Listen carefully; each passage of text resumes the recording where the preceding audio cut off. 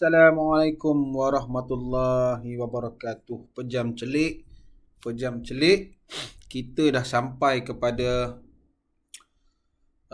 bahagian yang terakhir, bab 9. Sebelum cuti kita dah sampai bab 9. Tajuk kita hari ni menarik ni, iaitu OIC. OIC. Saya tahu Okey, Malaysia dan Pertubuhan Kerjasama Islam. Ini menarik di sini. Baik, di awal-awal pun kita dah nampak cukup besar sikit bila belajar ini mempelajari subtopik ini hari ini, kita akan tahu pelibatan Malaysia, sumbangan Malaysia terhadap Pertubuhan Kerjasama Islam. Kalau kita tengok sini, Pertubuhan Kerjasama Islam Antarabangsa ni. Pertubuhan Kerjasama Islam, OIC. Baik. Awal-awal dia dah boleh soal dah. Awal-awal dia sudah boleh soal tajuk ini dalam objektif. Yang ada 57 buah negara. Ini cikgu letak, ini soalan objektif. Berapa buahkah negara yang menyertai OIC? Soalan awal-awal berapa buah negara? Baik. Yang kedua yang boleh disoal objektif ialah bila. Bila OIC itu ditubuhkan? Okey, kalau kita tengok di sini, dia nampak pada 25 September 69 sempena persidangan dunia Islam pertama di Maghribi. Maghribi. Okey, ini soalan objektif yang kedua. Satu ini boleh. Ditanya di situ. Bila? Bila soalan kedua. Bila? Yang ini bila lah.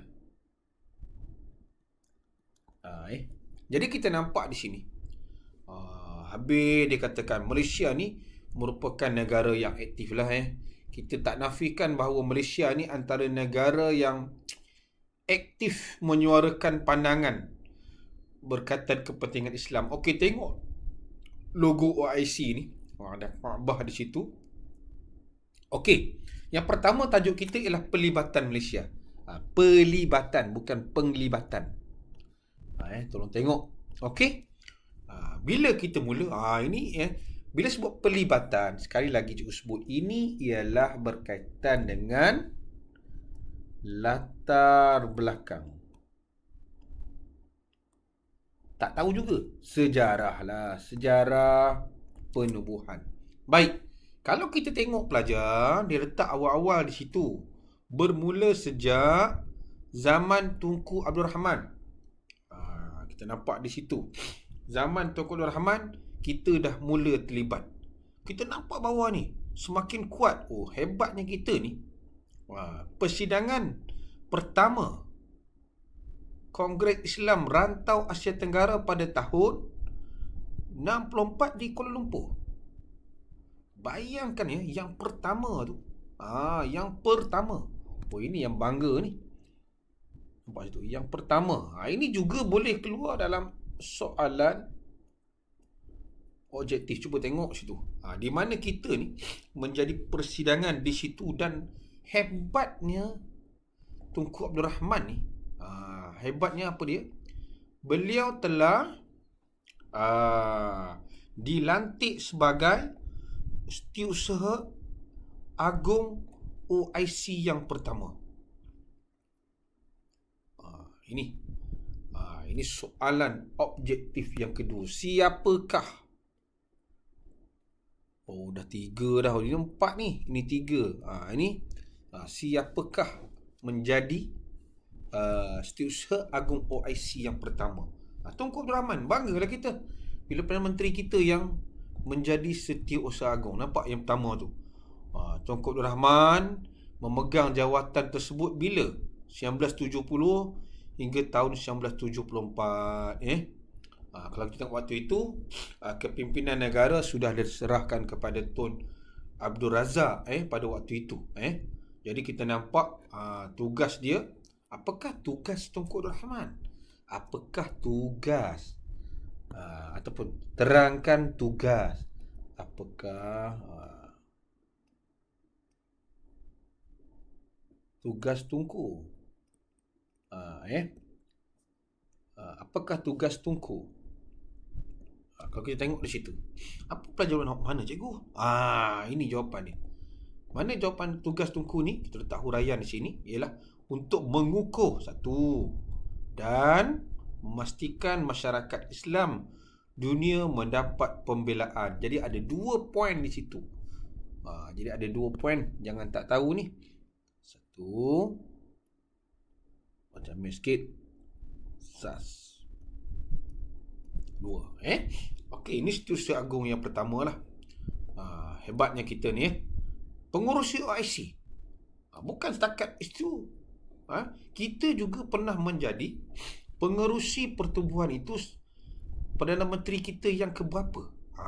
Ini juga boleh sekali lagi disoal dalam soalan objektif. Perdana Menteri kita yang kelima, selepas Tun Dr. Mahathir, dilantik sebagai pengerusi OIC.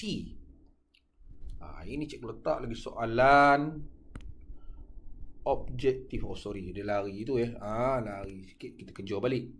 Soalan objektif 5. Jadi pada waktu itu, zaman beliau ni, zaman Tun Pak Lah, senang dia mesra dipanggil dengan Pak Lah ni. Zaman itu kita tengok Islam ni sering dikaitkan dengan 3K lah. Peristiwa yang berlaku di Amerika Syarikat. Kita tengok pada waktu itu pengeboman dan sebagainya disalahkan Islam pada waktu itu. Sedangkan kita ni menolak kan. Kita mengamalkan kesederhanaan.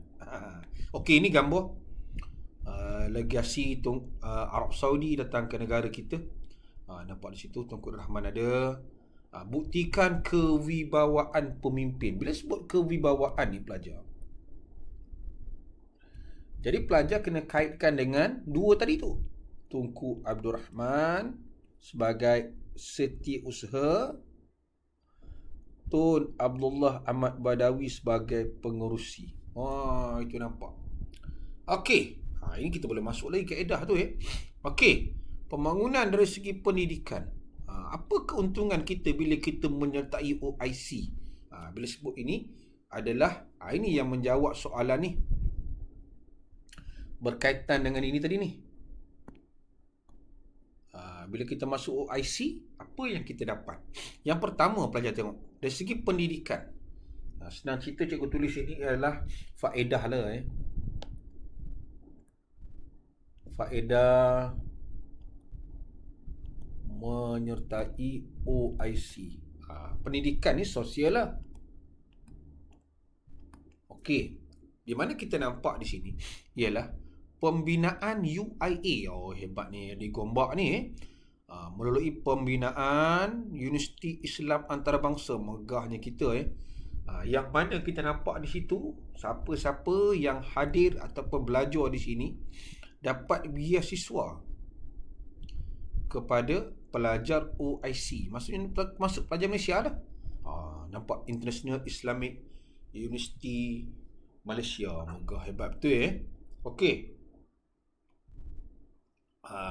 Boleh tengok gambar ni, pelajar boleh tengok laman web ni Okey, itu dari segi sosial. Yang kedua ni dari segi politik. Apa kecil itu begini. Ni segi politik. Okey, tengok pelibatan kita dari segi politik. Kita ni senang cerita, kita dah belajar Malaysia ni sebagai pemerhati, pasukan pengaman dan sebagainya. Sudah tentulah Malaysia ni peranannya jelas lah Malaysia ni, kita ni menyuarakan pandangan yang sangat aktif terhadap isu politik. Ini kita kena terima lah. Terhadap isu-isu di Palestin, Afghanistan, Iraq. Okey, kita tengok satu persatu. Malaysia pernah jadi perantara. Perantara ni kalau tak tahu pelajar, ini ialah orang tengah. Bukan batu api ya, orang tengah. Untuk menyelesaikan konflik. Konflik ni masalah yang berlaku di Iran, Iraq. Dulu perang ni Iran, Iraq ni dulu ya. Yang berlaku di Iran dan Iraq. Dulu. Jadi kita nampak di situ, dia sambung lagi huraian, dia kata apa di situ? Dia kata pengumuman gencatan senjata pada tahun 1988. Cikgu tingkatan 2 pada waktu itu. Jadi pasukan kita pergi ke sana. Okey, itu yang pertama. Yang kedua dengan isu Palestin pula, apa perjuangan kita? Kita ini memberi sokongan kuat kepada perjuangan Palestin. Dulu ada PLO, Pertubuhan Pembebasan Palestin, di bawah Yasir Arafat. Kita terlibat. Palestine Liberation Organization. Kita banyak membantulah dan sebagainya, membantu perjuangan untuk rakyat Palestin daripada negara Israel. Jadi kita, apa yang kita nak di sini, kita nampak kita menyokong hak rakyat Palestin bagi menentukan nasib di negara dia lah, di sebuah negara yang merdeka. Ini yang kedua. Iran, Iraq tadi yang pertama. Iran, Iraq. Ini yang kedua, ini yang ketiga. Yang ketiga ni Afghanistan. Afghanistan ni berkaitan dengan pendudukan Amerika. Juga Rusia dulu. Kita tengok di Afghanistan ni apa pula. Malaysia menyokong perjuangan Mujahidin. Ini contoh kita nampak sini lah, kita letak warna biru. Malaysia menyokong perjuangan Mujahidin Afghanistan terhadap rejim Kabul yang disokong oleh Rusia. Jadi kita nampak apa sokongan kita. Kita benarkan Mujahidin ni membuka pejabat perwakilannya di Kuala Lumpur. Maksudnya pada waktu itu Rusia, USSR. Jadi tengok tiga je. Palestin apa? Kita jadi orang menentukan nasib dia sendiri. Jadi pelajar boleh ingat yang ini mudah aja Okey, ini dari segi ekonomi. Tadi dari segi sosial, dari segi politik. Yang ketiga, nampak pun dia tulis pun dah ekonomi, tapi cuba tulis lagi sekali lagi. Kalau kamu tak nampak juga tak tahulah Okey. Dari segi ekonomi, bila kita menyertai OIC ataupun sumbangan Malaysia dalam OIC, cuba kita tengok, okey, kita menyokong membangunkan ekonomi ni. Malaysia menyokong aktiviti Islamic Development. Kita pun ada bank. Kita ada apa bank yang kita ada? Kalau payah tengok kita ada bank Islam dan sebagainya. Itu sebab kalau kita tengok, penubuhan ini membawa penting pada sistem perbankan Islam. Itu sebab akhirnya kita ada satu contoh bank yang terbaik, iaitu Bank Islam Malaysia Berhad yang ditubuh pada tahun 1983. Cikgu darjah 3 ni. Nampak? Ini nampak. Jadi kita nampak di sini pelajar. ISDB ni ialah Islamic Development bank. Jadi kita nampak di situ. Dari segi ekonomi, bank. Dari segi politik, kita ambil apa? Isu Palestin. Dari segi sosial kita ambil dari segi pendidikan. Jadi kita nampak di sini apa yang dilakukan oleh Malaysia, apa yang dibuat oleh Malaysia ini, kita nampak membolehkan negara kita ini, nampak tadi, dipandang tinggi di kalangan negara Islam sebagai negara contoh lah. Contohnya kita nampak apa dia cikgu, kita nampak buktinya ialah jawatan pertama Setiausaha Agung tu disandang oleh kita. Itu nampak, itu yang kita nampak kewibawaan Malaysia tu. Itu belum masuk lagi pengurusi. Okey. Itu kita nampak di sini banyak yang kita nampak, tapi kita kena tengok sudut info ni. Kita ada gabungan 57 buah negara Islam sedunia. Dia terdiri daripada banyak benua lah. Amerika ada, Asia Tenggara ada, Eropah, dan kita nampak di situlah sumbangan kita ni sangat jelas. Jadi kita belajar bab akhir ni, kita dah sampai akhir ni, secara tak langsung kita nampak pelibatan Malaysia ni bukan sahaja di peringkat serantau, rantau ni Asia Tenggara lah, malah sampai ke peringkat antarabangsa, secara tak langsung dia membantu negara kita maju dari segi tiga ini. Itu sebab kalau kita tengok, kita dah habis 1, 2, 3, 4, 5, 6, 7 dan 8 pelajar. Kalau kita tengok sikit soalan yang ada, tengok dia tanya tentang ASEAN. Ini kita kan tak tahu lambang-lambang ni. PBB, ASEAN, ini gambar apa dah? IC kita nampak situ kan. Ini lambang-lambang. Sebab dia tanya lambang tu. Okey, kita tengok soalan sedikit bawah sekali. Ini contoh soalan objektif. Nanti pelajar buatlah. Okey, ini berkaitan dengan sumbangan Tun Abdul Razak terhadap dasar luar. Okey. Akhirnya pelajar, kita dah berakhir bab 9 tingkatan 5. Tunggulah latihan yang cikgu akan bagi dalam modul conteng belajar. Cikgu harap pelajar faham bab ini, dan kita juga akan jawab dalam live worksheet. Okey, terima kasih semua anak-anak. Kita jumpa lagi.